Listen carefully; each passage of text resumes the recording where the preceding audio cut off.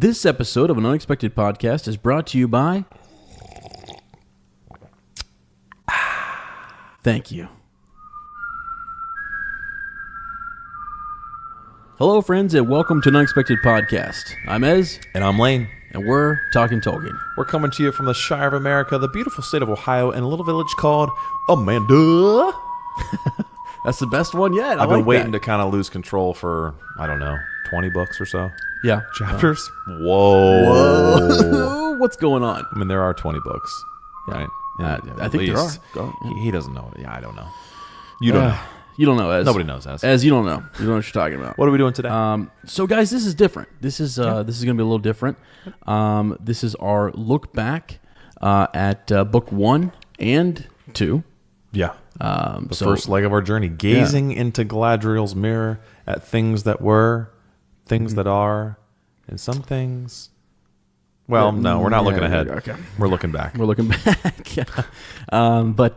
Yeah. So we this is exciting. You know, we got to the end of book 1, and we want to. The Fellowship of the Ring, right. And we want to. You know, it's 2 books. Okay, let's just. We whatever. Is what it is. But that'll be a good time to reflect. Just you and I. Yeah, friend. You know, we're just friends. Finally. Are we now? Finally, after all this time. What a tender moment. We'll see how long. The fellowship has to break for us to be friends. How ironic is that? Wow. Okay. We'll see how long that lasts. Life is one big tango, Ez. Yeah. If you don't shake it, then you can't dance. That's way better than what I was going to say. I like that. I like that. I thought. Oh, wow. I was going for a rhyme, and that was really way more poignant. Well, if you can't say nothing nice, poignant. Don't be talking. Takes one to know one. That's what she said. Galadriel? Not sure what's going on here anymore. Okay, so I thought what we thought we would do.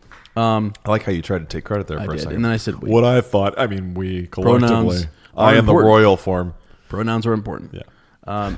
So we decided that we would look at our top 5 moments, our takeaways from the Fellowship of the Ring. Yep. You know, what we thought was...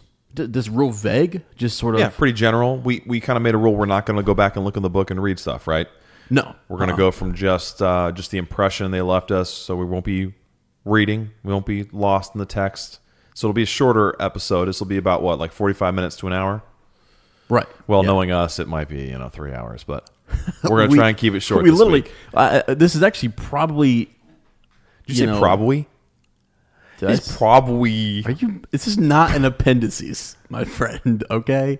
That's true. Okay, although it's about that time for it is. For Rein it in. Rein it in, Asphalon. Because what I was about to say is that like this format is very different. People are gonna see us without a script. They're gonna see our hairy feet, and we're shoes. We're bare, so barefooted. So anyways, there's not really a lot of structure. We're not going to be diving into the book, as Lane said. We're not going to be pulling out quotes and different things. It's just a free-for-all kind of, talking about the book. So, sorry, I'm repeating everything that you're saying. So. No, you said, pulling out. I didn't know what you were talking about. What were we going to be pulling out there? Our hairy feet, right? Quotes, yeah. Quotes, yeah. All right. All right, who wants to start? And how do we want to do this? Do you want to go your point 5, my point 5? Let's make a poll. Can we put a poll out? Is it too late to do that? I think it's too late for that. Oh, geez. So. We're going to do our top 5 moments and takeaways from the book, and then we're going to have another section where we do our top 5 moments from our journey in the book club and the podcast so far, right? Yeah, right. Mm-hmm. And some of those will be things that maybe no one else knows about yet. True, really? Yeah. Right? Now you're maybe making me rethink my 5, Well, I didn't look at your 5 yet. Multitask, guys, okay? Okay, cool. While we're reading. That's fine. Yeah, we can go reverse. What if we do this? You give your 5, I give my 5. You give your 4, I give my 4. Sure. 3, and so on. Back and forth. And thus forth. And that's how we'll conduct this here. I like broadcast. I like it. Do we have any ambient? I was just getting ready. Wow. It's like you're reading. It's like we talk frequently and we get to know each other. We've just got some ambient elven. I should probably give credit. The Guild of Ambience. Okay, because this is beautiful. This is a group who creates this stuff. So yeah, that's something we kind of like sort of halfway through the book. And here you go. reflection on the podcast and in the book club. Thought like, yeah, maybe we could put in some, because we both love soundscapes. Yeah, we're thinking maybe we could find some fitting ones to plug in as we're reading. So even if we got to a point where we're rambling and you're like, geez, could they get to the point and drive it home? You could hear some kind of nice background sounds and go, all right, I'm in a forest. So Merry and Pippin are going on and on, but at least I'm in a nice forest. Yeah, it's calm. Right. I can ignore their voices for a second. So. Yeah. Hey, it's kind of a fun. Honestly, they're fun for you to find, I think. But also, if people have one for a chapter that's coming up, and once we get into Two Towers, please send those. Just send us a link, and Lane will check it out and give it the old ear test. Yeah. So I can't really hit. My hearing is really bad though, so I'll have to. Is your hearing actually bad a little bit? I have tinnitus. Okay. Thanks for asking. And I'm sorry. It has nothing to do with the game, the sport. I didn't know. Tennis. Okay. Didn't know that. Didn't know. Okay. You want to start with your number 5 there, my friend? You want me to start, huh? Yeah. All right. Well, wisdom before dumbassery or something. Yeah. Look that one up. It's next to husbandry. Centauri. I promise you. Good connection. Yeah. That was a cool connection, actually. Ooh. All right, so number 5 for me. I just wrote down. This is a good one. I wrote down Nob, Bree, and the Forgotten, and why. Who are the Forgotten? I kind of put like. Okay, I think I know what you mean by that, but explain. Well, just those who like when you get all the way to the very end, and you keep going. I mean, most of it just you don't take a second to really stop and look back and think back over this story. As they probably wouldn't either. No. Within the journey. No, exactly. I don't know. So would you throw Fatty in there? Absolutely. Would you throw Farmer Maggot in there? Yep. I was thinking him. Yeah. Even Tom Bombadil. Even at this point, Tom right? gets completely just never thought of again. Yeah. Yeah. So those are kind of the forgotten, and I just associate that with around Bree. Just before it, when we're in Bree, and then it seems like after Bree, the adventure kind of takes off. And really. Well, it's because of Strider. It's because of Aragorn, Catapults us, doesn't he? Yeah, it does. Kind of comes in the nick of time. Right. Yeah. What would we have done if he hadn't been there to protect us and lead us? And wow. Yeah, I know. So I don't know. I often just think of Nob and Bob and Fatty and what would have become of Mary? Having a Bill. Yeah. Where's Bill? Bill the pony. Yeah. So in a better place. I just thought to start off, that's something to kind of think back on, all those different characters. I like that. How are they doing? Where are they at? Did they make it? And it's great that, for example, the ponies that did drift back when they were in Bree, Mm-hmm. Tolkien lets us know, in case we were concerned, as I was here thinking back, that they're okay. Yep. Actually, they got worked hard, but they had a nice, good, safe life. Yeah. Didn't they make it back to the old forest and Tom? Yeah, they did. Well, yeah. Is it implies that, but right? I think they actually get taken in by Butterbur too, don't they? And don't they work a little bit? I don't remember. I think we just read the book, so I can't remember. Did we? Yeah, we did. We just finished it. It's early in the morning. Yeah. Sure. No, I love that, and I think there's something to be said for that, because I mean, who are the heroes of the story? In the scope of Middle Earth, they're the forgotten, right? The hobbits. They're thought of as unimportant and the little folk, and can't really accomplish something great. And you're right. All those people and creatures that you mentioned have a pivotal role to play in getting us to where we need to be. And even so many characters that we don't really know, and I love it because our imagination can kind of run wild. What was it that they saw walking through? Oh gosh, I forget which farthing it was in the Shire. The trees that were moving and things. And the elm, right? The fox, that's stomping along the way. And that's right. And things. It just aren't those the nice like like thinking back on those things. Yeah. So I thought that would be my number 5. Something, my takeaway from this is to remember those characters, and that's what a reread is for. You go back and re-immerse yourself in that. Kind of get past the movieisms and and to look a little broader. I think sometimes we get into the chapter and we're so focused on like every word and phrasing and finding patterns and everything that it's cool to kind of just step back and look at it from a broader scope. Yeah, I love that. Yep. Well, mine's not nearly as compelling as what you just said, or that's why I started. Meaningful. That's cool. Great. Appreciate it. My number 5 is... This is huge. Yeah, but I like that. I like that nod, tip of the cap to... I like to think that I would remember them too, but I forgot them as well. So my number 5 is that incredible exchange we have, and really the great test of Gandalf and Moria, and especially Fantastic. too. I'm gonna be real honest. Because it had been a while since I've gone back and done a reread and gotten as far as Moria. That the length of the conflict from Balin's tomb to the bridge of Khazad-dûm, that rhymes. That was something that got lost in the movieism. It's so quick. Yeah. In the movie, but in the books, there's some time there, and specifically when I'm talking about the showdown with the Balrog, specifically the moment where the Fellowship has gone down, they've left the tomb out of the one door, and Gandalf remains. Yeah, absolutely. He remains. He's up at the door?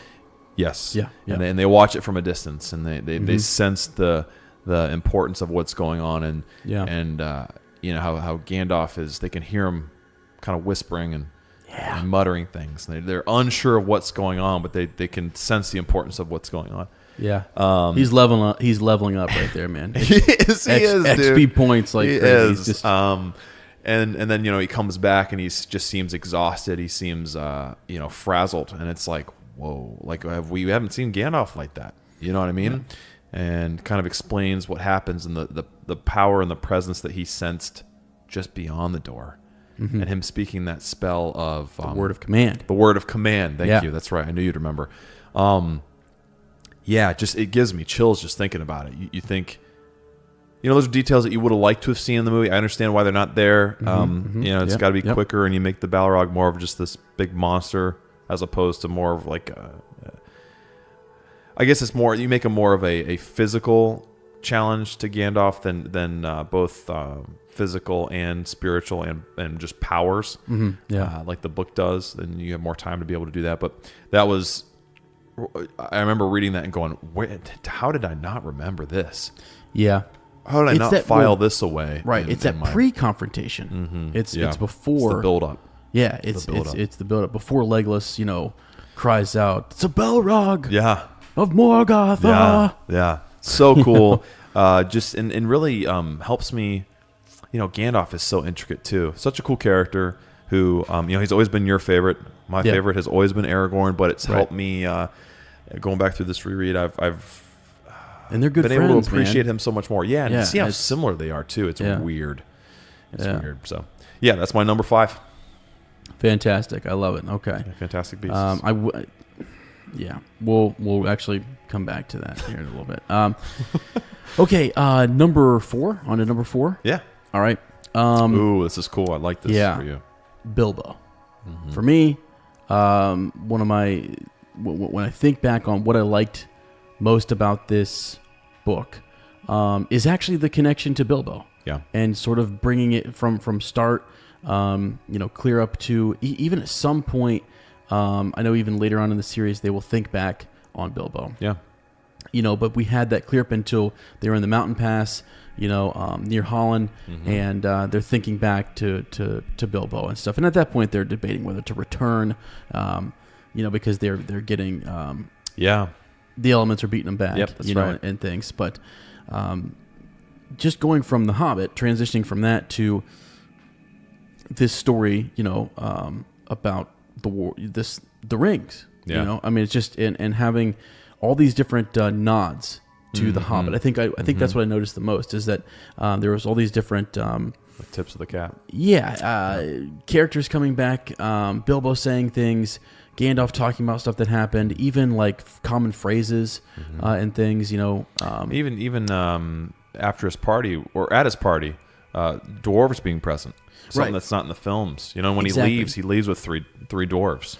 Right. To just go out and have another little adventure. Yeah. Right. You've got an unexpected party versus a long expected party. Yeah. Right. It's just such Flipping a things. Yeah. It's I don't know. That to me was really neat, and I think the way he handles Bilbo going on his last adventure. Yeah. And as you said this, and I don't know if you were going to bring it up later, but he thinks of an ending to his book. Yeah. Remember you were talking about this earlier today, and it kind of struck me as something like, and he lived, happily ever after until the end of his days. Yeah. Type of thing. And so yeah. I think that's really neat to think about. You were saying that if this is supposed to be a history, if this is written as a history. Well, and I thought of Emma Rose's words. She pointed out the fact that his song is sort of like the beginning of the origin story for the Mother Goose rhyme of the man in the moon and cow jumping over the moon. Hey diddle diddle. And Bilbo came up with it first. Yeah, right. That's where we have that remnant Mother Goose rhyme now because Bilbo created it. Right. And it's when we were watching the extended edition a couple weeks ago in the theater, and it kind of been building up in my mind the last couple times I'd watched it. There's that moment in the film especially, and he goes, I've thought up an ending for my book. And he lived happily ever after until the end of his days. Yeah. And I always just thought I think that's cute, right? And I was like, why do they make such a big deal of that? And then it's her concept and that idea, and remembering this is like he was creating this as a mythology for England to say that this really happened. Yeah. And it was long ago and lost, but this is where we came from. That's the first time that ending had ever been thought up. Right. And the reason we have happily ever after now is because Bilbo created it way back when. Exactly. It's all been derived from there. Yeah. Pretty cool. So yeah, I thought that was really neat. Another favorite moment here with Bilbo is when we see him in Rivendell. He's put in such a way, like I don't know, the way he's treated by the elves, the respect they have for him, them taking him in, and he's writing songs, and I don't know, he's creative. I love how puts me in a happy place. Yeah. Even though he's left the Shire and things, I still feel like he went. I almost wonder. I often do wonder, what was his journey like? Because he does take a bit of a journey, right? Yeah, he does. Mm-hmm. And then he ends up, he was thinking about going again, going elsewhere, but he kind of gets pulled back to Rivendell in a way. Yeah. Right? Mm-hmm. He said he wasn't even really meaning to go. It's just kind of where he ended up. Yes. He felt almost... So we have this recurring idea, concept, motif, whatever, where you're almost... Sometimes you set out on adventures and you have a point in mind, you get there, and other times you're sort of pulled to a certain place. I really liked, not to jump on your number 4 here, but how about the importance of Sting? Yeah. The importance of the mithril. Yep. Stuff that was given to Bilbo. Bilbo found that ends up saving Frodo's life. Absolutely. If the whole butterfly effect, if he hadn't have gone, obviously he wouldn't have found the ring either. But if he had taken his journey the exact way he did, those things wouldn't be, in our adventure now. Yeah, so. I mean, if Frodo was killed, in Moria, who takes the ring? Or that arrow on the boat. Yeah. Right. Exactly. Right. Who takes the ring? Yeah. Boromir grabs it up and swallows it. Yeah, he does. Try and take it now, boys. Just kidding. So what do you got? Yeah. Number 4. Number 4 for me is Caradhras. So just the whole that whole challenge. We've just formed this fellowship. We're ready to go. We're amped up. We've got our group ready to go, and we're out on this quest. We're gonna take it. Yeah, we're gonna go through this mountain pass, and everything's gonna be fine. Well, not so much. Cool because it shows that this is not gonna go the way we think. It's gonna be unexpected again. Yep. It also introduces the idea that within the fellowship, there's gonna be differing opinions on the way they should go. Aragorn wanting to take Caradhras versus Gandalf wanting to go another way, and just their conflict and their ability to work together, disagreeing but still working together. And also, it sticks in my mind just how I especially love, on their way back down. I know we talked about this for 45 minutes on that chapter, but they're trying to make their way down, and they're still barricaded by all that snow. Right. You got Boromir and Legolas, or Boromir and Aragorn, who go through and they just barrel through the snow. Yes. Just plowing it until you can't even see them anymore. Right. And then Legolas hopping up and walking on the snow and running out, light-footed, and he can't. Goes out and checks on them, and then they come back and they carry the hobbits just with all this strength, and Gandalf risking making a exposure, fire, making a fire there. It's kind of it's the first time we see all of their strengths and personalities kind of come out in different ways, and it's just a really cool, even in the face of quote unquote defeat in that moment, there's something magical about it, and you see how diverse and unique this group is, and you do. Well, just love it. I mean, Gimli talking about the connection to his heritage, right? And Caradhras as being the mountain being alive itself. Yeah. Amazing, man. It's so cool. Yeah. That is neat. Part. I was surprised that you had that down, and it is sort of their first obstacle. They do think a lot about returning and almost like, what do we do? We've been beat in our first big obstacle. Haven't been gone that long. Right. Which is interesting. And it just that adversity brings out a lot of brings a lot of character in all of them. It shows a resolve to press on, that they know that there is only one choice, and that is to find a way. I don't know. I just think it's a really cool atmosphere that develops in that experience. Yeah. Really cool. Yeah. Awesome. All right. You got number 3 next, my man. Yeah, number 3. And I just simply one word, Gandalf. I love Glandorf. Yeah. Don't you dare. Is that his name? Don't you dare insult my wizard. I've always been, and I put him down just because. 3? Yeah. Well, look at my other ones. They're freaking great. I can't believe that. What? That he's number 3? Yeah. I'll tell you why. Okay. Elaborate. So, yeah. Basically, I've always been drawn to the idea of, or I've been fascinated by wizards, mentors, guide by the side. Guide you by always the say. side. Yeah. I love that.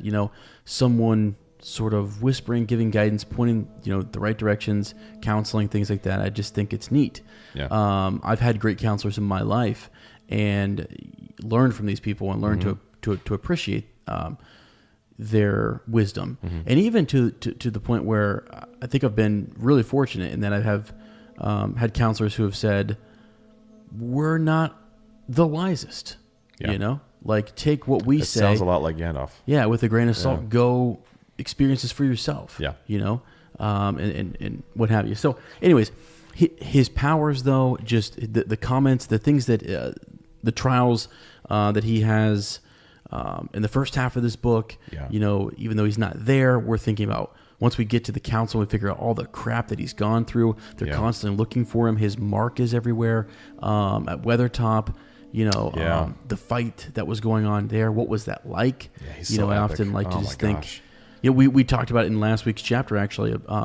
The idea that if he would have been with them the whole time, it might not have gone very well. He might have drawn the whole focus of the enemy. The enemy could have came down on Gandalf, and could he have prevailed? Yeah. I like to think he could have. But they said that even some of the elf lords, couldn't stand against 3-4 of these black riders. Right. And if all 9 of them converge on Gandalf, what's he going to do? Yeah.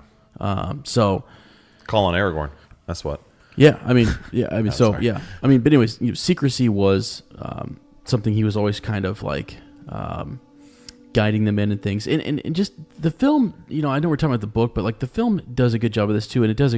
Both of them, I thought they treat Gandalf well. Yeah, they do. His lines, pulling out some of his best quotes. Believing in the small things. Yeah. And Ian McKellen just embodies absolutely the spirit of. Yeah, of the Gandalf from the books that we know and love. 100%. I think his I don't know, the way in which he's revered on the council, and the way in which Galadriel reveres him as well. His interaction with Radagast, that's amazing to me. I love the way in which the affection that he has for Radagast, and I don't know. He's such a compelling individual. I mean, I don't know. You feel comforted by him, but you also feel challenged. You feel safe with him, but you're also pretty scared, just because you don't know what's going to happen next. And he lets you know he doesn't know what's going to happen next. Like he's comforting and not so much all the same. It's just he's so intriguing. It's one of those things, like he's just, I don't know, he's not super full of himself. He actually probably does know what's going to happen next. Like he's one of those people, he almost, I forget the quote, or whether it was movie or book, but like the idea that like his guess at what's going to happen is better than someone else's surety, right? You know what I'm saying? Like, it's sort of like he has a real good notion as to the way things are going to play out and stuff. And so, that's fascinating. And I love you get you get him interacting with Bilbo at first, and then you also get him interacting with Frodo. Yeah, it's just to see that passing of because he interacted with Bilbo for so long, to have that sort of continuity, that connection, that bridge between the two books, The Hobbit and The Lord of the Rings. Is fantastic. I think it's what makes seamless. It work. You actually don't even realize that it happened, that it took place. Yeah, you're right. They have great conversations, he and Bilbo, about Frodo and how much he means to Bilbo, and how special he is, and all these different things. So it's just, I don't know, man. I mean, we could go on forever about him. We could. You could. I think he's fascinating, and I actually sometimes like him more as Gandalf the Grey than I do. I was just going to ask Gandalf the White. I was like, should I ask that question, or he's the same. That's why I didn't want to ask it, because really I think you like them both, because he is the same. And I'll talk about that when we get to it later on, because I have some real deep like thoughts about a air quote transition that takes place. Sure. Because I'm not so sure that's what I believe it is. I like it. So I don't know. I like it. But Gandalf is my favorite. I love him so much, and he just means the world to me. I want to be a Gandalf too. Not that I think that I'm anything great or whatever, but like. Well, you are. No, I'm not. I'm actually. I'm not. But I love the idea of, like I said, pass on what you've learned. That type of thing. That mentality. It's very selfless. I just think it's neat that Gandalf is. He's there to help. He could. We talked about the Astari and their powers and how much they were or weren't allowed to use their power and their influence. I think he kind of, keeps his power in check quite a bit. And it's sort of like he doesn't know what he could. I mean, he has, you know what I mean? He's not been tested against some things. And some things, I don't know. So, anywho, I can go on and on. Sorry, I'm rambling. No, you're not. Gandalf's your man. He is. Beautiful. I love it. I just felt like I was kind of listening to Bilbo telling a story there. Hey. I got sucked in. I'm like, not that I'm falling asleep, but. I wish I could have gone deeper. Come on, man. Go ahead. Number 3. I think you should have a whole episode just dedicated to. Well, you're going to do Wandering with the Wizards at some point. That's probably going to be. 10, 15 years down the road, Yeah, sure. Yeah. My number 3 is the ladies. All right. We don't have many women that are, or I guess not women. They're women. They're female characters that are sort of detailed. But the 3 that we get to experience in this book are pretty amazing. Goldberry, Arwen, and Galadriel. So very, very different glimpses at these 3. But and we also have, obviously we have Éowyn coming up in the Two Towers, another strong female character. But obviously I'm taken by Goldberry personally, because Tom's love for her just makes me think about like how much I love my wife, how much I love Sarah. She is my Goldberry. She's like, without her I'm nothing. Without her there's no reason. I think I love his astonishment with her, the way he reveres her, how he even designs his house after her, within the colors to reflect her, the River Daughter, builds it real close to the Withywindle. I mean, it's just amazing. He's totally taken with her, and we see her power. What is she? Is she a spirit? Yeah, that's the thing. Is she is she the river itself? Just the mystery with her, and with all three of these women, really, the mystery of her actual identity as a being. What is she? We don't know. It's up for guessing. Then we have, we come in contact, and we're the hobbits are blown away by her beauty, right, and her power, and just her hospitality, right, welcoming them into the home and giving them rest in a moment when they really need it. The encouragement that she gives them on their way out. That's right. That's right. They look back, seeing them off. And, yeah.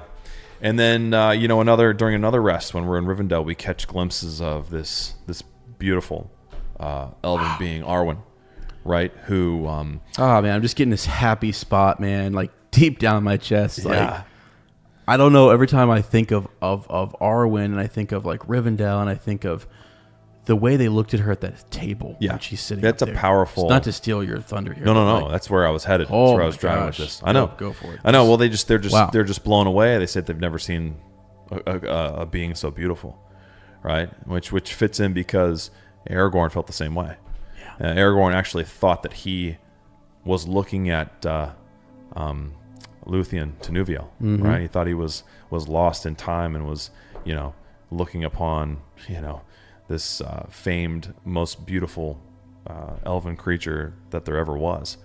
So, but she's also mysterious because, we don't really see her talk. We don't see her fleshed out. We just catch a glimpse of her interacting with Aragorn. And then at the departure, they notice that she's there. So, don't they call her the Even Star? Yes, the Even Star. That's right. Yeah. So just more mystery with her. Mystery with Goldberry. Mystique with Arwen, and then we have Galadriel, who's like we get a glimpse of her power. We understand her power, but it's also kind of complex and mysterious. Like, what is the extent of it? Right. What could she do? We have this whole question of, the power of her ring and how it's bound to the fate of the one master ring. And we put out that little poll where we were like, if she took on Sauron, what would happen, right? I mean, and there was some discussion, interaction, like, well, they're totally separate beings. Galadriel's not nearly as powerful as Sauron, and I think, well, a mere man cut his ring off. Yeah, a mere man defeated. Well, she's a ring bearer, right? Ninya, she has. Yeah. So she's got to be a big deal. She is, right? Yeah, I mean, she is. She's so powerful, and but just also the way she looks right into your soul and can communicate with you like telepathically, and like seems to know your thoughts and your heart before you reveal it. Is just so. How does she do that? The mystery there. It's amazing. So anyway, the three very complex female characters that Tolkien didn't have to put in there. Right. I think a lot of fantasy either neglects female characters or makes them kind of flat and not very well-rounded or complex. And he did a great job of making very mysterious, powerful female characters, which is incredible. Yeah. And you're just taken aback by them. You're like, I want to learn so much more about all of them. Absolutely. You want to learn so much more about them. And I was going to throw something out here for folks to go take a look at and maybe talk about in the group or what have you. If you're just interested in this, go look at Galadriel and look at her history a little bit and do some research on her exile, her ability, the test that she needs to pass. Yeah. Her kind of like not redemption, but like there's more to her than what we get in the first book. In Fellowship. And so even I think you and I in diving into A Hobbit's Guide Home, I am anyways blown away by the things that I'm learning about her. Things that I had done some research way back in the day. I just hopped on Tolkien Gateway and did some digging in things, but there's so much more. There's theories about just different, like her relationship with with the Valinor and the Valar in Valinor and things. So it's intriguing, and I haven't even scratched the surface with her. It's pretty amazing. Yeah, there's just so much more there. So and I mean, you can tell that from the chapters and from the book and things we just read, like her power, and you were talking about the that he didn't have to put these characters in there, right? But think of her relationship with her husband. With Celeborn. Celeborn. Yeah. Just isn't that interesting? Yeah. For the time in which everything was written and things, I think. Right. Just they were equals at least. Yeah. Which is pretty cool. Right. I mean, yeah. Right. So pretty amazing. Yeah. Wow. Dang, man. All right. You're number 2. We're moving right along here. Yeah, we are. We're flying. How do you pronounce this name? Hold on. Where am I? Oh, there we go. Oh, yeah, my number 2. How could I forget? Glorfindel. Now, how many of you are surprised it's not number 1? Yeah. You know, good old Glorfindel. Yeah, got to be one of my favorites. I mean, like, there's a reason. Is it the bells? Like the bells that just entrance you? The tingling of the bells, and then you just... I just go back to a time when I remember when we first started the club, and I was reading ahead, and I was getting back into it, and I was just like, I'll be honest, I was back at the condo, and I remember I was listening to it, and I just sat there for a second, and like, just, I don't know, I was reading about, Elrond sending out some of the strongest riders. Yeah. Those that could ride against the 9. You know what I mean? That could crazy. ride against the Black Pretty Riders. Crazy. And I'm just like, he sent out the best. Yeah. And, just the joy on Aragorn's face to see that it was Glorfindel. Mm-hmm. And recognizing him. And this is an elf lord. Mm-hmm. That is... big time. Let me just... He's a big time. He's a big time deal, guys. Yeah. I mean, he's a big time deal, and so it's crazy because like I wish if there were more. There's definitely more to his histories for sure. What would you give to have seen him in the film? I would have loved to have seen him in the film. But maybe, and I know we're talking about the book, but I mean, I wouldn't want to have taken away anything from Arwen. Yeah.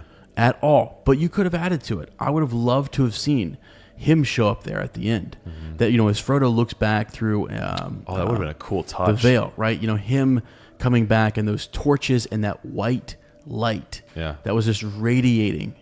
From Glorfindel. Yeah. Ooh, that's cool. Yeah. And oftentimes I don't know. Like I have so many different ideas in my head when I kind of yell out like Glorfindel. Like it just to me it's like this.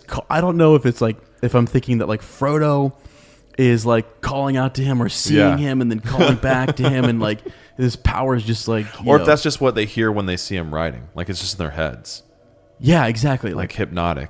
Yeah, just sort of like, oh my gosh. Dang, look at that long blonde hair, man. Well, yeah, right.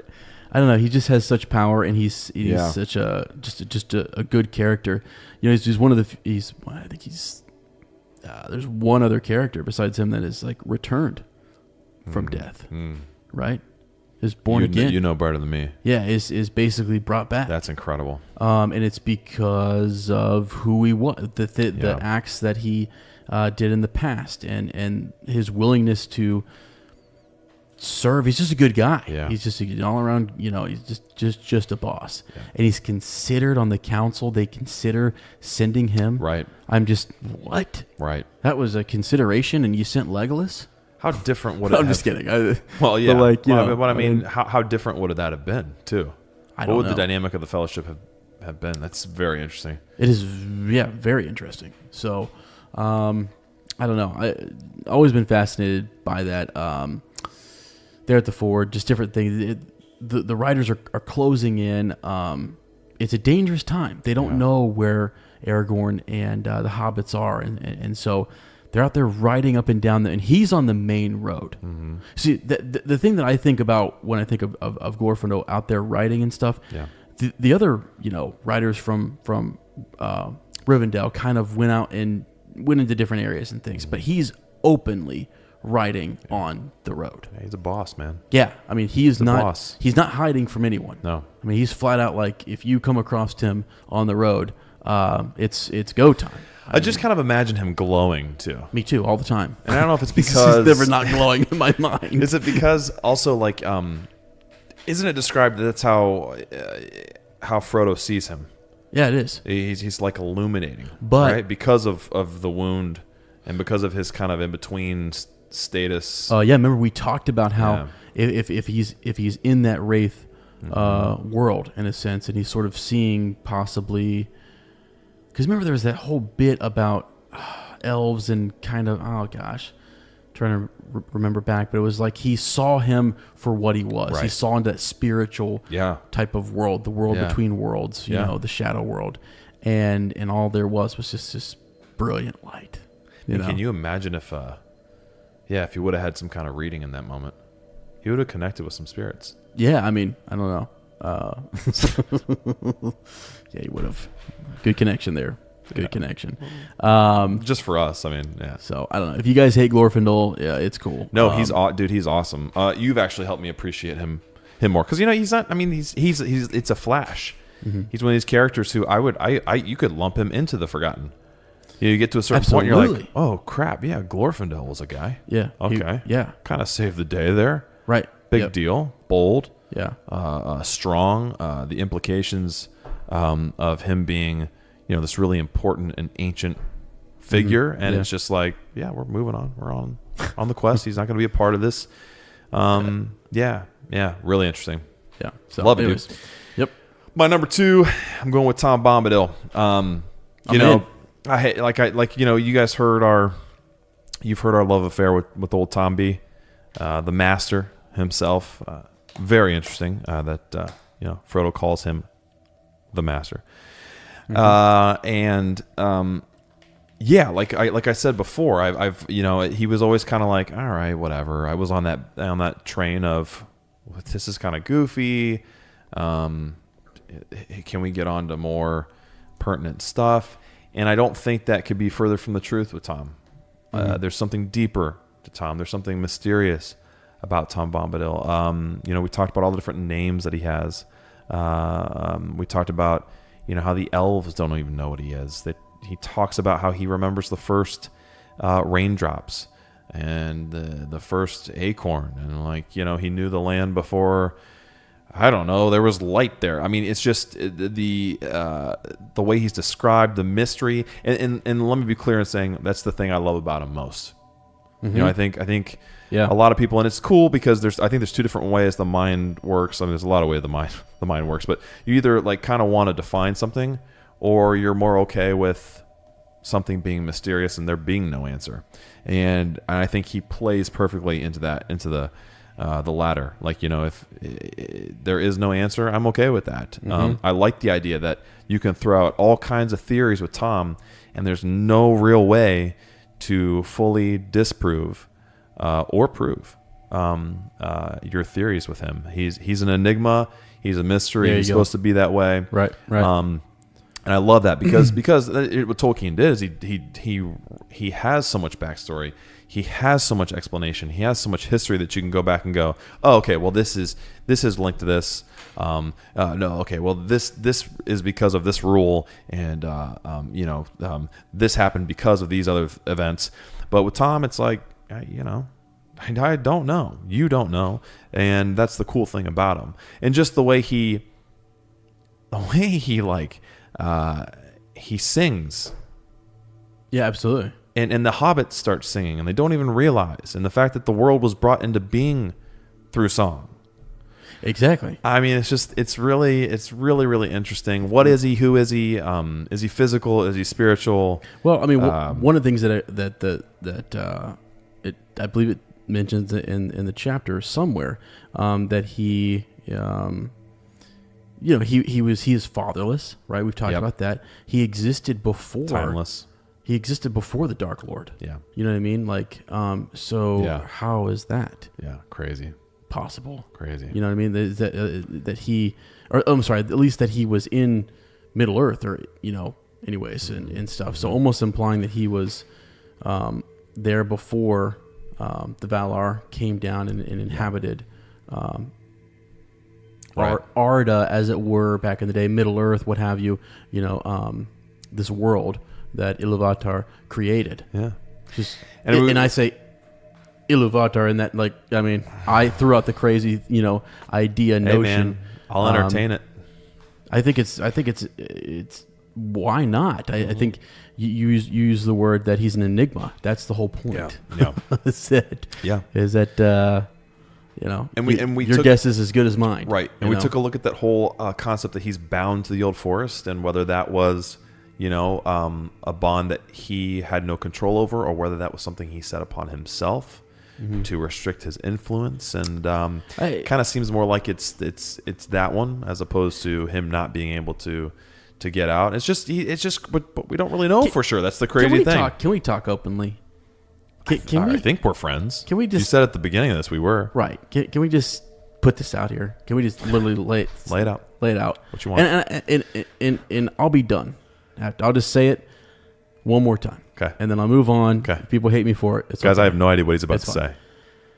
It's to me, and I you could probably find. Actually, I think I have read interviews where, Tolkien just got tired thinking of too talking much, about this right? Or whatever. Right. And people getting too whatever. Tollers, you shouldn't have written them that way then. Well, no, I actually think for maybe initially, and who knows, maybe in the drafting process he had, I love when I read about, I think we said this in the podcast, the editors thinking like, oh, this guy Tom we've forgotten about him. He's going to come back at the end and save the day. And he's like, no, never coming back. Yep. We dealt with that in council. Right. Not coming back, but it's just a mystery, isn't it? It's just it's this mystery, but to me, I'm laying the table here. Paradox. There's something.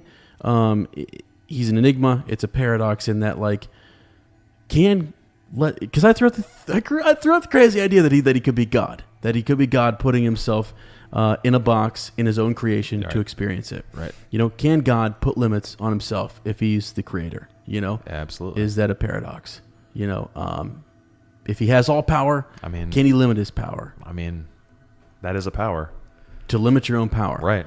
And I don't know, to stick yourself in a world and say, to truly experience it and to just, I don't know. I know. To get lost in your own creation. Yep. To get lost in your own creation, to fall, I don't know.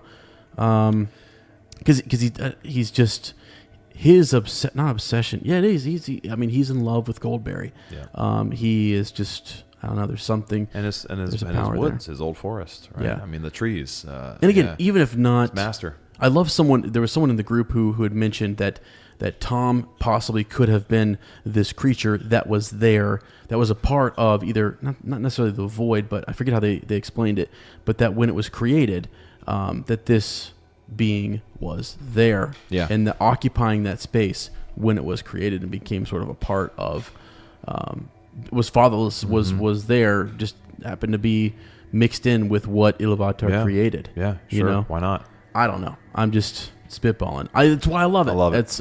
I just think it's fun to talk about. So the crazier the better with me. So. And then obviously the mystical side to him as well. The mystery he presents. The like we said, the unknowing of what he really is. But then also in the real sense, the peace he gives the hobbits, the way he saves them before coming to his house and then afterwards. Them teaching him that song that will, call him to them. Also very, very interesting. And the fact that Frodo kind of remembers that in his direst moment. And also, I believe, I know that the way he explains it is he just happened to be going down to the river, and he was getting the flowers, and then it was his last trip before the winter. But also, Frodo calling out help 3 times. 3 is a very interesting number, and the fact that he didn't even know why or what he had hoped to hear. The chapter said when he called out help. There's a little bit of fate in there, and there's a little bit of I don't know. There's some sort of communication going on, I gotta believe. But again, that's part of the mystery. Really, really cool. I love Tom. Anyway, I've fallen in love with him. This reread has kind of made me obsessed with Tom Bombadil. Yeah, you got something. I just have one more thing. You said you were going to lay it on the table, and that was it. I'm sorry. Here it is. He's coming back. He wants seconds. The ring had no sway over him. No effect. It seems like in Istari, a Maiar, the Istari who were Maiar, right? Who came, who were sent by the Valar, that the ring does have sway over them. Absolutely. So I've heard people say that he's more like unto them, and I get that there were lesser degrees and different things, those with more power and what have you. But to me, he would have to be more than they. He would have to. Gandalf didn't want to touch it. Right, exactly. Sauron became obsessed with it. There you go. And who knows what it would have done to other folks had they been involved. Sorry. Yeah. Yeah. So to me, when he sees that, he makes it disappear. Yeah. Actually, puts it on and it has no effect. It's crazy. Right? Yeah. It's just crazy. Can see Frodo when he's wearing right. it. Right. It's supposed to render you invisible. Yep. And it doesn't. Pretty incredible. Come on, man. Explain that to me. I know, man. He's nuts. So anyway, it's cool. It's been cool that we've been able to entertain all these ideas about Tom, and and one in closing about old Tom Bombadil, because we probably won't talk about him much anymore. How amazing would it have been? I told you this. I don't know if this is true or if it's just something that has been spread since the films came out. But there was this rumor I read about that. When the films were being talked about and they're thinking about actors and everything, that actually Robin Williams himself had this desire to play Tom Bombadil. Makes me sad. I seriously, dude, how amazingly perfect would Robin Williams have been? The twinkle of the eye. Yep. Right? The smile. I don't know his why. ability to sing. You slap a beard on him. Yeah, right. I mean, it would have been like his character in Jumanji before he gets the haircut and shave.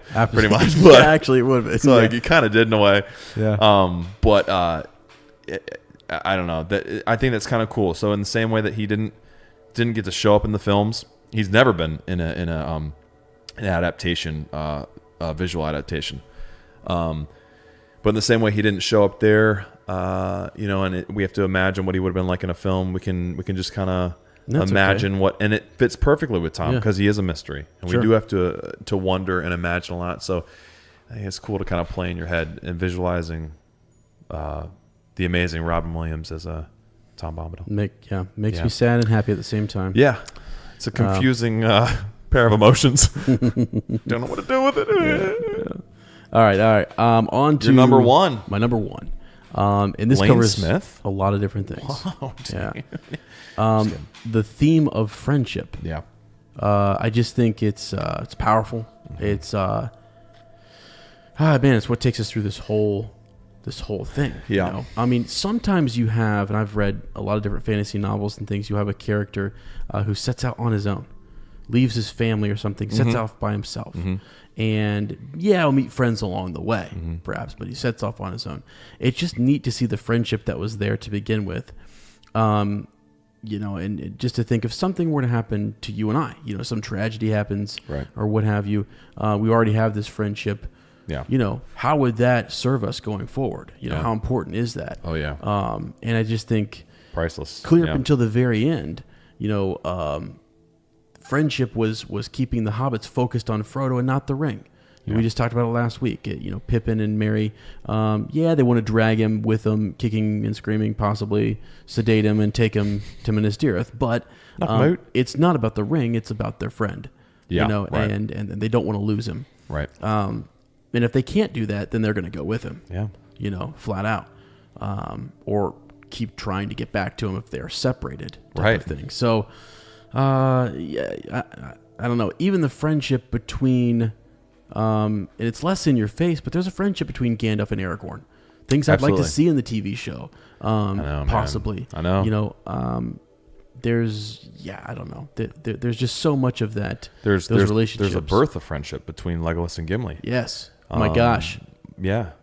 Great point. Yeah. I mean, there's all. It's. You're right. It's everywhere. You could dissect it, but it would take forever. It's in everything. Well, and some of the best parts are in the beginning of this story, which is the conspiracy unmasked. And another birth of friendship is, or I guess maybe a redemption a friendship that never was is Farmer Maggot and Frodo. Yeah, absolutely. Yeah. You know, so yeah. Who's your Farmer Maggot? Yeah. Right. You know, and what does Frodo say? He says, you know, I've deprived myself all these years of a friend. Yep. Well said. Yep. Yeah. Good catch there. Yeah. So, it's super important, and I think it's one of the reasons why we can all kind of connect to this story, and it's just always going to be. Well, and think about how we've all become friends. Absolutely. I guess that's the next topic, isn't it? Yeah. But crossing lines. But there. Still, you're right. I think about you know, setting off with a group of friends, like when I daydream about going on Great Quest, which I do all the time. I have my friends. You know what I mean? Yeah. We're around a campfire and we're taking off on an adventure. Yeah. So, yeah. Beautiful. That's a great number one, my friend. Mine kind of goes along with that. In the Shire. So just everything to do with, and that's why I love this book so much, is we get to experience this, the reason really, for, you know, when times get hardest, we find the hobbits longing for home, remembering that this place they come from is what has made them who they are, and that it's something worth fighting and possibly dying for to try and preserve. And the whole reason they leave is to try and protect the Shire. Yeah. And it's that love of home that motivates them in the end, and really keeps them bound, even when they get separated here coming up. So, and the reason it strikes home for me so much, pun intended, is that, you know, I love my home so much. You know, we talk about, you know, it's the punchline of our opening, right? That, you know, little Amanda is, you know, in the Shire of America, and beautiful state of Ohio. Yeah. And we say that, you know, as a nice little nod, but it's also very real to us. You know, we were just, before we started recording tonight, we sat on the front stoop, caught a sniff of air, just kind of reflected on the Listen to the great sounds of this small little town. Yeah. I mean, you can hear the night sounds of crickets, and then you can hear in the distance, you know, there's high school football going on, so you can hear small hear town the echo. Football game. Yep. On an old speaker, you know, just beautiful, comforting sound.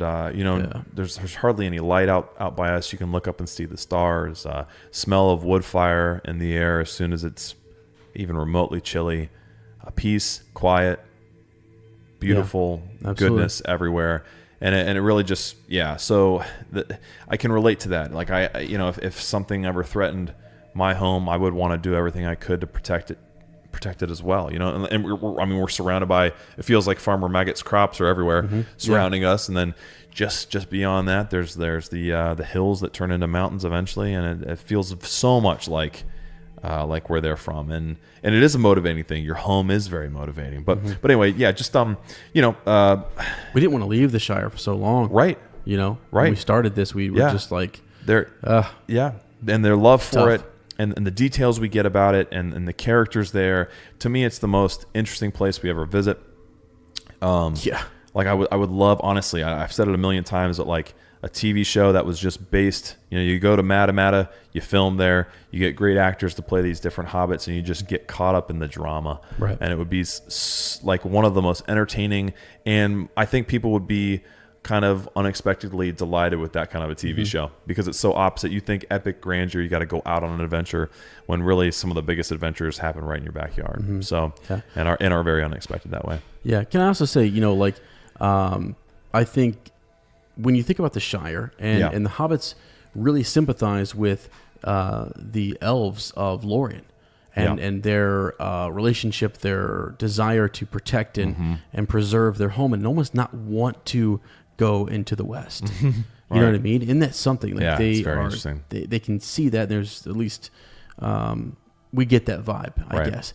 And so oftentimes, you know, you hear people say that like your family, like you know, Sarah, you know, and Winnie are your home. You know, but there is something to be said for like this spot, this location, because I've gone back to my family home and walking around the backyard, I can just, it's like, it's weird how you can, what you can see. You know, I can literally see myself in the past climbing the treehouse in the back. You know, and I remember very vividly these different images and memories and feelings and stuff like that. And so a place can have special meaning like that. And I often think like, your friends go with you on these adventures and quests, and your family can be your home, but like, wow, there's just, when all that comes together in one place like the Shire, it's just something truly special. So well said. I don't know. Yeah, well said. It's really neat. So it is. Can't wait till we get back to the Shire. I know. It won't be the same though, Ezra. I really won't. Unfortunately. Actually. It's all right though. All right, so those were our 5 major takeaways from the book. Obviously, we could do more. We could talk more. I didn't even hardly enough mention Aragorn. Yeah, what's up with that? That's just a given. I couldn't really rank him. Honorable mention. He's 1 through 20. And then now we're going to do our 5 major takeaways, memories from this book club and doing this podcast so far. So we'll do, mine aren't in really any kind of order. I don't know how you rank these. Yeah, I put them 5 to 1, but I mean, I kind of have a reason. Yeah. Sort of. Right. But not really. I'd actually have to move some things around here a little bit. So that's all right. You want me to go first? I'll kick off first. Yeah, that's all right. Yeah, that's fine. Since I'm flip flop there. Yeah. So number 5 for me, and this doesn't rank 5th. It's just I have to put numbers to them at some point. Was our Tales with Tammy. Talking to Tammy Lane was unbelievable. Did you just copy me? I can't see what you're typing. You just copied. Hand to God, no. Did you just? Did you just? I just moved stuff around. I literally just. Sorry, I have not looked at your page. Okay. So it's your thing. We don't know we knew our top 5 for the book. I mean, we typed them differently, but we were looking at them as a whole. We wanted to type these separately, so we had organic reactions. So there you go. There's one growing out of the ground right now. So Tales with Tammy was amazing. So I mean, we told you a little bit way back. And even in the review, how I knew Tammy, and then how we were able to connect with her, and how she just so graciously came on and just told her stories, and it was amazing. It was so cool to even old stories that we heard, or even stories that we had heard through the appendices and the extra footage from the films and the actors and the behind the scenes, and even Tammy herself in those documentaries. Telling stories, we got a different spin on it because it was her first person perspective of being there. And, stuff that they would have to edit out. We didn't have to have that filter, didn't have to have that edited out. So that was really, really cool. And then just fanboying and asking her about Vigo, and I don't know, it was unbelievable. And she's just one of the sweetest human beings you could ever talk to. She was incredibly gracious and kind to us. It was amazing. That was a huge highlight. I know a lot of people, after they listened to that episode, they contacted us and just said, especially if they have similar interests, have reached out and said that episode with Tammy was amazing. This is something I've been interested in my whole life. I'm trying to actually make a career path in that way too. And I just wanted to say that Tammy inspired me. Her words in that interview gave me a renewed desire and passion, and so she continues to inspire people, even through coming on an Unexpected podcast, which is really, really cool. So that was a blast. I'd have to put a slash in there too. I didn't type it out, but meeting Billy Boyd was also copying. I'm not looking at your numbers. What is wrong with you? Well, then you talk about Billy. I fanboyed with Billy. Yeah, he's now my favorite Hobbit. Right. Yeah. That was. I'm not just saying that, Billy.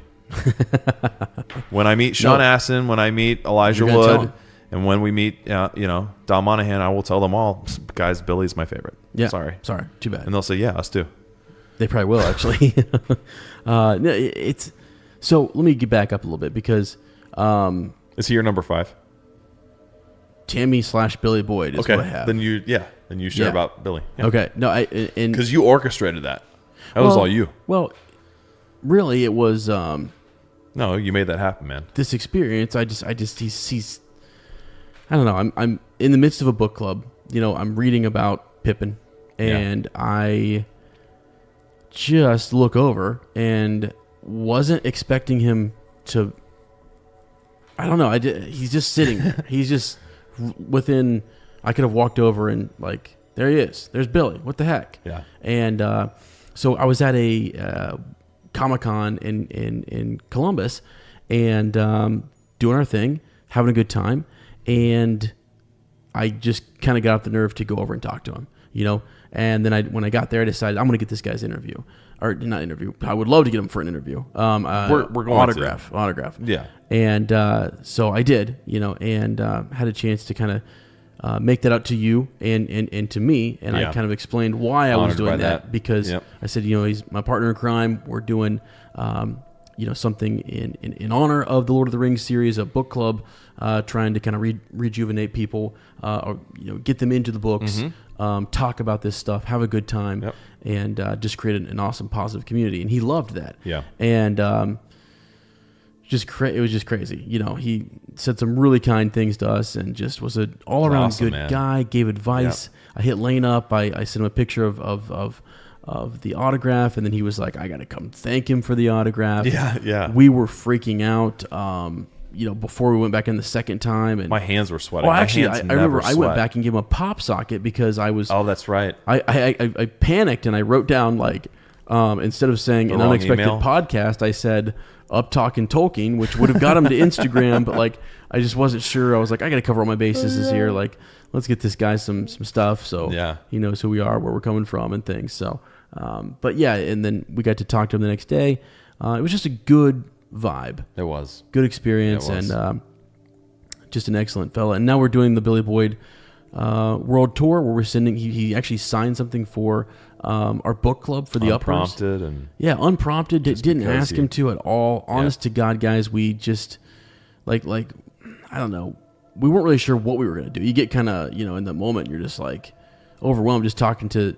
I was blown away just by his nature. Yeah, felt like we were talking to an old friend. Yeah. His just a good spirited guy. Yeah, really. And gave you good advice, gave me good advice, and just it was fantastic. And I felt the same type of spirit in like Tammy, you know, and I can tell those people had such a good time making that film, and it seemed like there was a good vibe going on behind the camera. You know what I mean? I'm sorry, behind the scenes. Yeah, you know, so behind the camera. Yeah. That's what I meant. Yeah, so it works. It works.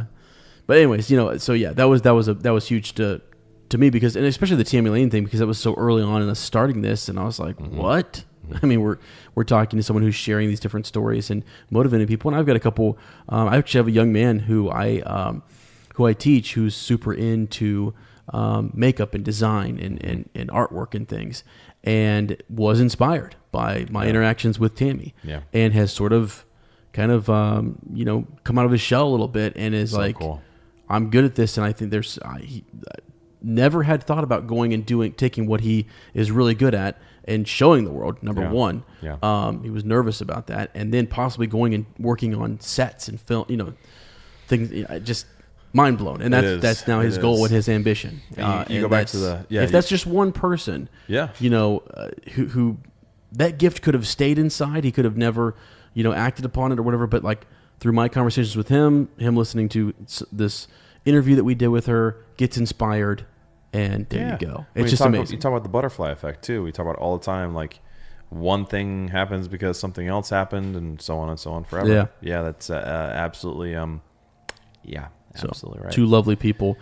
We hope to meet more going forward. So, my number 4. Every chapter of the appendices ever. So anytime we do, obviously I love our rereads. I love going through and you know, the format that we normally take. But it's so much fun. You know, most of the times when we're done, we'll just keep the mics running, or we'll take a quick break, flip them back on, and just really let let it fly and just talk about whatever. And because we have so much to talk about, and you know, we try to say as little as we can before we actually podcast, because we don't want to spoil it.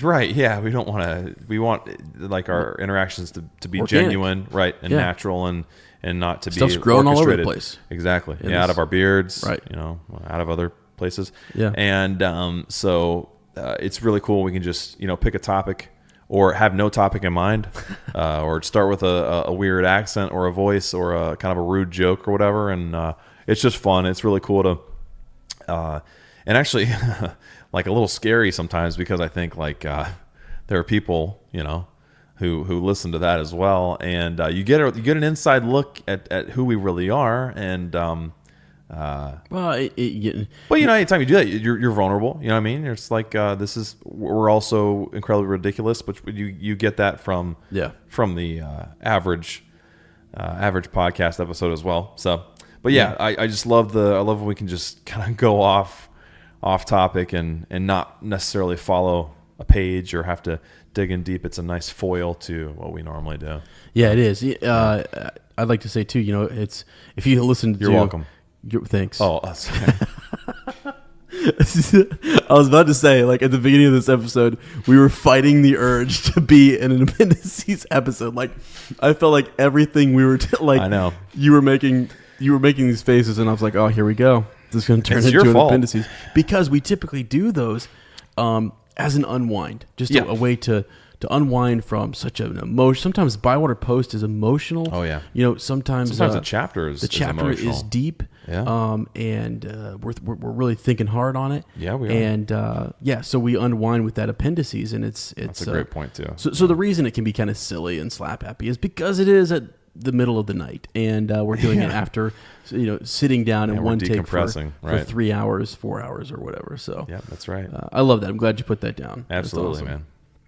Okay, my number 4 is Bywater Post, and it's not again in no order here, and actually you'll see why, because my number 1 it kind of makes up for all of this. But Bywater Post has been moving for me. There, many of them, all of them, really stand out in one way or another, and your personalities come through. It's so fascinating. I'll never forget when we first started this. I think it was it Valerie Holman? I think it was Holman, at least. I remember her last name. Valerie. Yeah. Okay. That's her. And just sharing a couple comments with us and stuff, and that whole. I think we talked about it in Bywater Post and where she's from. The idea that you have some who have been reading and rereading this series for years, years and years and years, and their perspective, they get to share that with us. It's fantastic, and those of you who have only seen the films and you just decided right now with Lane and as I'm going to do my initial read, and that's fantastic too. So to have that kind of mix and for it to be safe and positive and energetic, it's fantastic. I mean, it's unreal, and to have the stories too, where people had these, Tim, for example, stands out to me, and the connection that I have with my mom to reading and getting into The Hobbit, and then going and sharing all these different. Going to the movies with her and sharing that experience and stuff, and then her being gone, and my dad saying to me, we have to finish The Hobbit. We need to go. Like we need to go. To the movie theater. My dad's not a big going to the movie theater type of guy, So I just feel connected to everybody. Yeah, it's amazing. Like when you share something like that, and it's that personal, and you give us permission to talk about it here on the podcast and share it with other folks, just kind of connects us all. It's very human. It's there's this. I don't know. These shared experiences, we all can kind of relate to a lot of the different stories that are shared. Some are funny, some are sad. I don't know. There's just such a mixed batch of Bywater Post that it's just fantastic. I know. And you said last episode it's like one of your favorite segments of the show. It is. Yeah. If I had to say I had one favorite segment, it would be that. I mean, it's just there's like you said, we get to. I don't know. We get to know you, and it's I think we'd originally hoped that people would call in and leave it, but the more we've done it, I like reading it ourselves too, because we're actively we're not sitting and listening to something, we're reading it, and so I don't know, it's just a different way to experience it. Yeah. Right. We're speaking it. It's almost like I don't know. We're your mouthpiece for a second. And we're not always the best words. mouthpiece. Sometimes we fumble some words. Sometimes we don't know how to read. But it almost feels like your words become my words in a way. You know what I mean? And it's like your experience leaves a little bit of something in my life that way, like literally. And it helps us connect with it even more. I think it's amazing. It's an amazing thing, and all of your bravery to send that personal stuff in. I mean, I can be more on the kind of. It doesn't. I'm sure it's probably a shock, but I'm actually at my nature, I'm a very shy person and kind of more reserved. I don't always feel like I can tell people exactly how I feel, and so for you guys to be able to do that so openly and readily, wow, that's brave. That's Samwise stuff. Yeah, it is. But it will always be received well, so you don't have to. It's real. Never it's be organic, afraid of that. Yeah, and it's nice. Wow. Okay. Number 3. I'm keeping it on the light side for a second. Sticklebats. Okay. So, kind of a terrifying moment that happened that you guys, if you're on the Facebook group, you saw just podcasting, like normal. And Ezra senses a shadow that moves over the room. And before you know it, there's I felt it before I saw it. There's an angbat or whatever kind of flying around and landing on the equipment. And, and just sort of that also kind of to play off of that, just all the little ways that our experience recording has mirrored what's going on in the story. And I know a lot of times you guys probably think we're just making it up. We're not. We're like not. the time we're pretty sure a black rider was out on the road, or as just the glare was playing off his glasses in funny ways. I don't know. The way the weather sometimes would reflect what's going on in the story. Circumstances in our own lives kind of mimicking the tone of a chapter. Yeah. It's been really kind of weird. It's been weird. And part of it is maybe we're looking at it too closely, but I think maybe another part of it is that's happening for a reason. It jumps out at us. I know. Like we're not it'll reaching. Happen. It's not reaching. No. All of a sudden it will happen. We'll be like, what? We're not. Reminds me of something. Yeah. And it's like the first thought that comes to our mind is something we just read in the chapter. Yeah. It's like, wait, we weren't trying to piece it together and then 20 minutes later, oh yeah, that's what it is. It's like on page 7. Yeah, it's like chapter 3, verse 8, 2, word 5. Shakespeare. Bill. No. Wow. Yeah. Sticklebats, huh? Sticklebats. Just all the hijinks that kind of. I don't know. Well, that's interesting because my number 3 is the Black Riders. Good Lord, dude! I'm serious. You're copying me. I'm not copying you at all. That's bizarre. I had no. Gosh, now we have to be friends. Don't even know what you mean by sticklebats, and then I was like, oh, okay, cool. There it is. Wow. So yeah, like one of my favorite moments, and actually it was probably the reaction that we got from some people in the group who were just losing their mind because I think at one point Lane does the best the best. Impersonation of when it. You look around? When I look around. For those of you watching at home, I'll do it right now. Yeah, go for it. There it is. Yeah. Right. Staring off at the wall, drawing back from the mic, looking around. It's just this tilt. He does this tilt and lean, and then he looks at you, and half the time, no. 90% of the time, you haven't experienced what he just experienced, and you're like, what am I supposed to be noticing? What am I supposed to be noticing here? What's going on? Yeah, right, exactly. Goldberry sighting. Yeah, that's rare at 3 o'clock in the morning. That is Can't rare. Take my eyes off. I know, you're fine. Continue. Well, I mean, and so really, I think when I heard kind of like a Black Rider, saw, don't know what it was. It was raining. Yeah. Thought I saw a shadow moving outside, and I kept looking over at the window, and Lane was just carrying on the conversation, and I said he would look at me, and he kind of give his eyebrows narrowed, kind of still speaking, but is everything okay? Give me that look. And nonverbal. And I non-verbally said back to him, yeah, sure, yeah, everything's fine, yeah.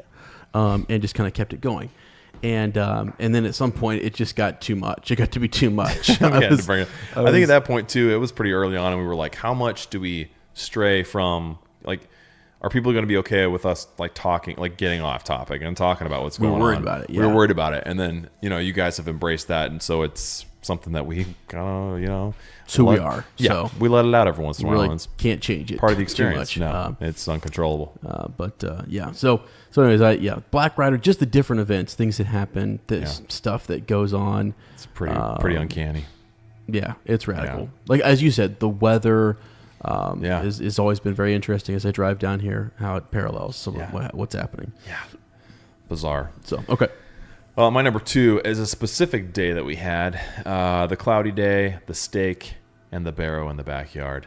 Yeah. So I don't know if you remember this day. This was probably the first time for a long time Ez would come. We'd get right to business. May eat before, maybe not. We'd scarf something down and we would record, and then he'd have to hightail it and get out.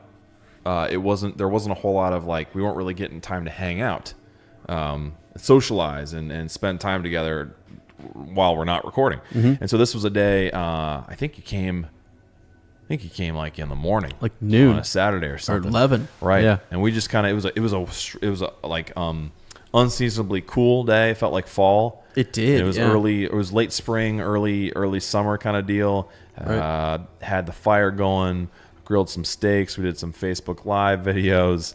We did. A sinkhole in my yard opened up, and we were just reading about the barrows. I don't know. It was just kind of cool. We got a chance to sort of step back, have fun with each other, and I think it really helped our personal connection, and then even influenced the podcast that night. And it was really cool. And since then we've been more careful to let's not start right away. Let's take our time, even if it means we're recording at 3:18 a.m. to finish something up. That's the sacrifice we're willing to make so that we can, and it's important. I want Ezra to spend time with Winnie.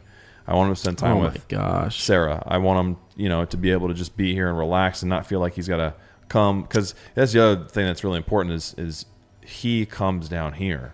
You know what I mean? He comes to Amanda. I know, but 90% of people would look at that and go, God, dude, I got to drive all the way out. Oh, it's relaxing. You guys make this is a second home for me. Yeah. I mean, it has turned into that. I mean, no joke. It's one of my favorite places to go. Yeah. I love the drive down here. I'm actually excited to figure out a new way to get down from, from Bangs down to here, you know. So I want to mention something too, when I come over, and since we've, because when we first started, it's just like, man, we got to make sure we're trying our best to make a good community and really trying to set this up the right way and handle it with care, because we care about it and we love the community. Yeah. And you guys deserve the best. Yeah. And so we really, we're working hard at it, and we still do, but we've just decided to sit and make this time, to hang out. And because we feel that it does that in the long run. Well, we've actually make it better. Goldberry mentioned that she thinks when we are talking in the we get into some. So gabbing with Goldberry is a real thing. Dude, it's actually very valuable to the podcast. And it's funny because she's like the best listener in the world. She doesn't always talk very much. No, she's an incredible listener. I'm jealous of her listening. I know. She's really good. But when she speaks, we don't talk. Look out. Yep. We listen. Yep. Because it's golden. Yeah, no pun intended. But, one thing I wanted to mention is I come down here, and I can't wait to bring my niece Rachel down here. I can't wait. I can't wait for her to meet Winnie. Yeah, that's what I'm saying. Because she knew Winnie in the womb. She did.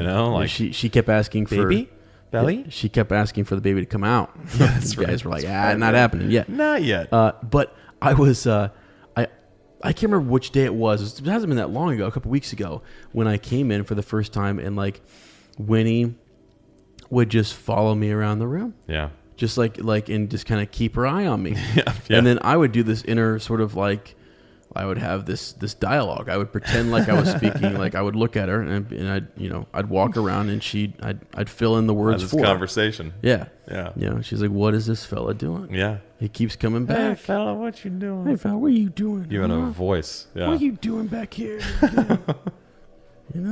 Always hanging out with my daddy, huh? What you doing? Your beard's different from my daddy's. The one time when I showed up without my beard and I had to shave it, and she just stared at me. How about the time you held her and she just her head, she could not have been comfortable at that angle. She couldn't have. And she just tilted back and she just stared at you. I just turn her. Yeah. I didn't know she was doing it too, Yeah, and I was like, she's looking at you. And then you started looking at her and she didn't look away, and we were all just like, what's happening? Just stared. You guys bonding or? It was crazy. What is man. this? Yeah, it was really actually cool. really cool. It felt like she was searching my soul. She was. And I was like, oh, Lord. Maybe Galadriel reincarnate. I don't know. Oh, my gosh. You think she was looking? I mean. Maybe she came back from the Undying Lands. I don't know. Yeah. Anyways, it was a super, precious moment. It was like really just super cool. Now every time I show up, it's like I walk in the room and it's just this look on her face where she just stops and then like she'll just stare for a second and give it like I could almost count to 3. 1, 2, and then the smile starts to like spread across her face. Yep. And she's just so beautiful and wonderful with everybody, and your family is fantastic. And so, I'm the letdown, but that's okay. Someone's got to be. Somebody has to be. You need a black sheep. Bottom tier. So, all right. I'm crying. Yeah. You're number 2? I'm number 2. I'm number 2. Me. I'm up number 2. I'm on number 2. I said you're number 2. That's what I'm saying. I'm my number 2. I'm up. Ready? Here we go. You are your own number 2. You wrote Ezra Kirk in there. No. Here we go. Okay. A little hubris. So number 2. That's okay. Number 2. The day of great naming. I call this the kitchen table. Oh my gosh, dude! The day of great naming. Oh wow! That's the only way I know how. This was actually technically pre-book club, and we just were in your kitchen. Yeah. And I don't know what happened. Sometimes I think a trance took over. I do too. Thank God Goldberry was there to witness it because we don't remember what happened. We probably would have woken up and said, "Was that real?" Yeah. I mean, seriously. In each other's arms, of course, and then been like, whoa, what's up? What happened? Yeah. Winnie wasn't born yet. No. And we had this moment. She's only a few days older than our very first episode. Yep, she is. How crazy is that? So, to me, that was huge. That was the foundation of all this. That was the day in which the we said it in the first episode. We felt like it had been coming for years, but it just finally landed that day where we said, this day we're going to do this thing. A day may come. Yeah, exactly. In a good way. Yeah, exactly. Right. And so fantastic. I call it the day of great naming. I like where that. We sat down and So, anywho, someday we can elaborate that story. Yeah. Well, we really can't say much more. That's it for right now. I keep it vague intentionally. So those of you who are like, what has been going on with this game? And everything that's going, what happened? Just stay tuned. Yeah. Stay tuned. 10 years from now. Number 1 for me is the fellowship we forged. We, not just being you and me, but we as in all of us uppers. Another cool thing too that I want to put in here is, the really cool thing about, Goldberry just came down actually a second ago to get a drink, but most of the time she's asleep. Winnie's always asleep. So, during the late hours of the night or early morning, whatever you want to call it, it would be you and me and then Arwen. Absolutely. Sitting right by our side. Yep. So she's like, she's a huge part of that fellowship, and I still hear her pitter patter, little tip tap of her claws, and I can still visualize her just sitting there, right there with us. And but so the fellowship that's formed in the smaller sense, but also this community, it's amazing. So many. I mean, it still now blows my mind. Like I get on the page, I get on the group. I check our email. Like a lot of us have become friends on Facebook. You'll send us messages. Some of you have sent us stuff in the mail. It's just, I feel like I know you guys. I feel like you obviously know a lot about us. And it's this love for these stories and the love of goodness and and having a something to fight for that's worth it, that binds us all together. And the I'm going to steal out of your book, but just the refusal to be anything other than positive. Yeah. The pursuit for positivity, I guess that's what this fellowship's all about, because, so often, you might like something and other people, if they disagree, they make you feel kind of silly for liking something. And this will never be a place or thinking an idea that's different, and this will never be a place that's like that. So, and you need places in the world like that, because your hope is that someday the whole world will be that way. I mean, and that's how you change the world. You change your own little corner. You do your best to, or that's one way to change the world. Do your best to bring others into that same mindset, and then they change their corner, and it eventually it all overlaps, and that's how you defeat Sauron. So, and get that ring destroyed. But so just I guess in conclusion, my number one is thanking you guys for. I never in a million years imagined getting to the end of the fellowship and being where we are as a community.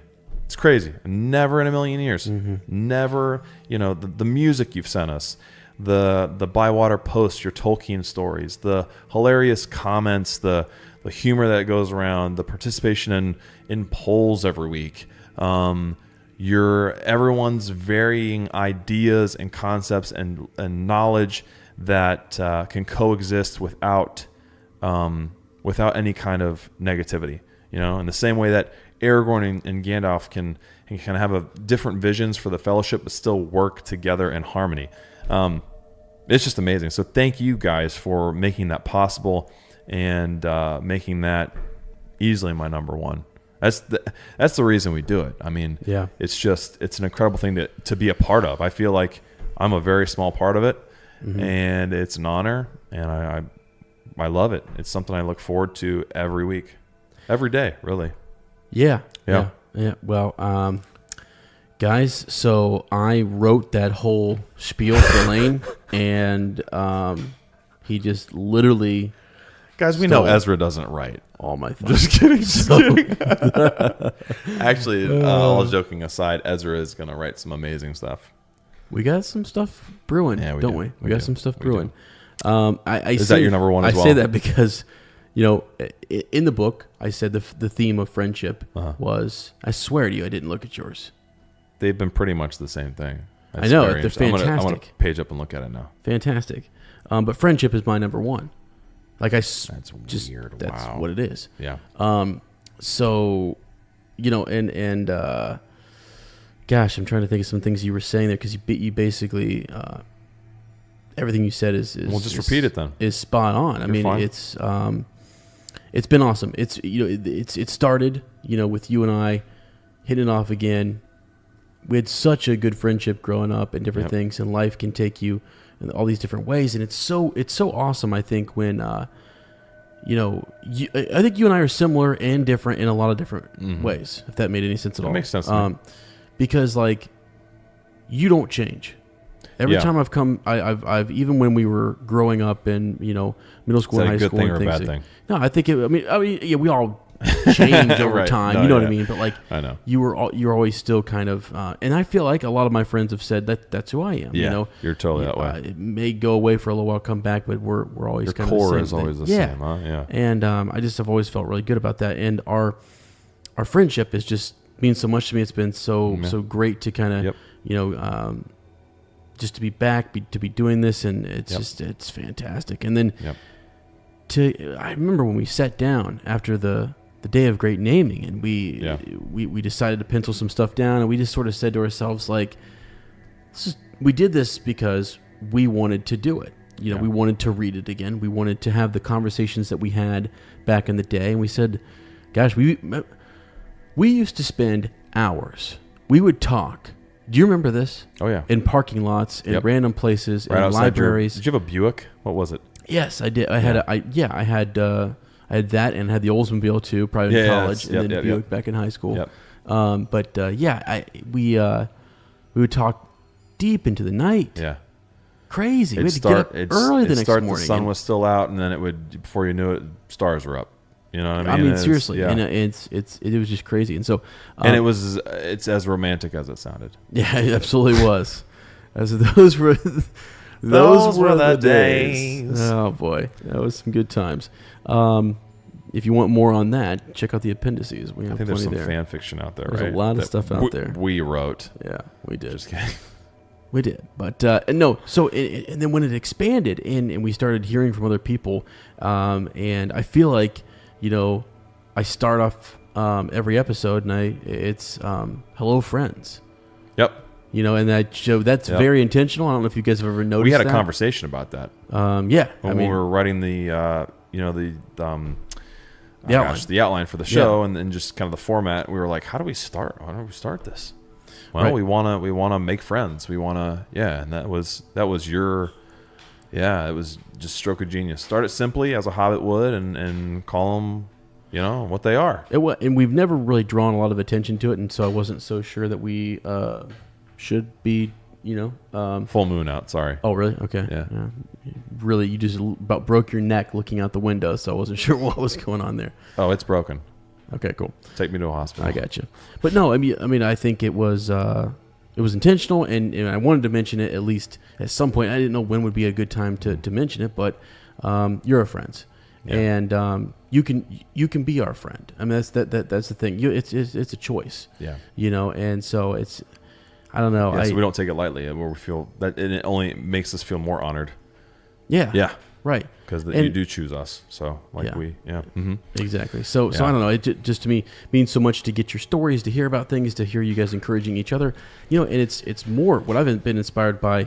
More. I do a lot of different projects, and so sometimes I'm not able to get in there and communicate as much as I would like. Mm-hmm. I have this kind of consider like a well that I store up this energy, and I read all of that, and I come out here, and this is my chance to just get it all out, much as possible. Sit down one time, respond, tell everybody that I love them, engage with them in this way, and then start saving up more energy for the next week and get back after it. It's just something I have to do. But just know that I read almost almost everything. Not almost. I mean everything in that Facebook group. Yeah. And I love what people. I love the interactions. Yeah. I love really what's cool. going on. I really can't. cool. I can't. It is friendship. I mean, it is. It's positivity. It's just. It's something special. And guys, so if you're new, if you don't know what's going on in the Facebook group, you got to go check it out. Yeah. If you just even if listen it's just to us, to read. Even if it's just to read, Yeah. you can read about a great friendship. You can read about all great stories and adventures, and good versus evil, and good prevailing, and all these different things. It's fantastic, and So it's cool. inspiring, Yeah. and that's what this is all about. So that's been my big takeaway from this whole thing. Is just that whole friendship. I mean, I remember we were talking about Tolkien and his, being friends with a tree, and being friends with the friends that he lost. And valuing friendship, and seeing it as something that can carry you through some of the hardest times. Yeah. I mean, Lane, I have blood family that I consider you. Oh, without question. You know what I'm saying? I have plenty of those extended relatives and things that I don't know. No, I know. Yeah. You know what I'm saying? That relationship is stronger with you than it is with them. And it's just, so I think in a lot of ways, that's what, Tolkien shows us in the Shire and with the hobbits and things. And it's fantastic. And it's something that I try to teach my kids to appreciate that. You don't need to have, the most friends or whatever. And I teach these kids in high school all the time. It's like, you get a good friend, value that, cherish it. You know what I mean? Meet in the middle. And it's okay if life takes you away from each other and things. Stay true to who you are, and you just never know where life will take you, what it will bring you. It's something. It's a journey, and just so exciting. And this has been said, man. This has blown me away. This what we have going. It's such a good thing. That it makes me nervous sometimes. Sometimes I don't want to mess it up. I don't want to do something wrong. But then again, you just got to be true to who we are. Yep. So, so friendship, my friend. That's beautiful. Number one. That's what it is. That's where it's at. Wow. That's a lot of reflection. Yeah. It's really good. I think it was good. It's really good. Get a chance to talk about the book and what? Book club. Absolutely. And I got to say, for wrapping up at 3:36 a.m., I think we're holding it together pretty well. I think so too, honestly. And not to pat ourselves on the rear there, but wow. I could probably go for ASMR appendices here afterwards. So, I think you need to do this. We'll see. Turn your headphones. No one can hear you. Yeah, that's a good thing because it's creepy. That's weird. Yeah. Okay. No, I'm just kidding. Yeah. How do we wrap this up? What are we doing next time? Well, yeah, good point. So I think next week we'll come back with weekly well wishes, formerly fortnight farewells. What's that? I'm just putting the segment plug in there. Yeah, well, I got that. Well, I was just telling people what we're doing next week. I know I had to say the title before you said it. It's an OCD thing. Oh, I see. Pause. Ready? Get ready. Let me go first. Right. Yep. All right, guys. It's time for weekly well wishes. Yeah. So that's where we're at. That's where because this is bizarre for us because typically we have about another 45 minutes to go in episodes. Way too short. You said it was going to be 45 minutes. How long was it? We're like an hour and 45. Whoa, baby! Yeah. So, wow, we really got to work on self-control. Sorry, guys. we can't help ourselves at all. So it is what it is. But no, I think next week we're going to come back and we're going to take a look at book to film. Yep. And that one actually probably will be shorter, to be honest with you. Yeah. People are getting tired of hearing us say that because we say it every week. But no, I think that'll be fun. We just got done watching the extended edition. Yeah. I feel like it's really fresh. Like seeing it on the big screen. Yeah, me too. Was really recent. We both talked about stuff that we kind of picked up for the first time, hadn't ever noticed before because you watch it at home, you track it differently. It's on a you have patterns in which you view it. Mm-hmm. Right. But I think what we'll do is we'll watch it right before. Yeah. And then we'll come in and we'll talk about it. The book is still really fresh. Maybe we'll watch it on the garage on the projector, so it's a little bit bigger. Yeah. And try and recreate that experience at the theater. That would be neat. So for sure. So we'll have that coming up for you guys next week. So stay tuned for that. And then I think we said we're taking. After that we have our. There's a thread. We want to. Put another plug in here. If you have not gone and checked out the thread. Gazing in Galadriel's mirror. Gazing in Galadriel's mirror. We want you to put down your takeaways, from the book and these last 8 months, with us. So if you're active in the book club, in the Facebook group, or if you've never jumped in before and you're wondering when's a good time, now is the time. Yep. Go check that thread out. Leave us a comment. Let us know what your favorite character, setting, plot device, whatever, literary device, funny moment in the podcast. Could be anything related to what's going on. Because that episode will be driven by you guys entirely. That outline will be your comments. Yeah. So cool. So that different kind of platform. Yeah, that would be fun. So, and again, anyone who wants to send us we're not going to do any Bywater post. I think for this week we're going to kind of table that. I think until we get back into the reread. Yeah. We'll see. We might have a couple come up that we might need to get to, but we want you to send those Bywater post emails to anunexpectedpod@gmail.com. That's right. So, all right, friend. We want to thank you for stepping off the reread with us and coming on a different kind of adventure. We'll see you in a Hobbit fortnight. And remember, Frodo lives.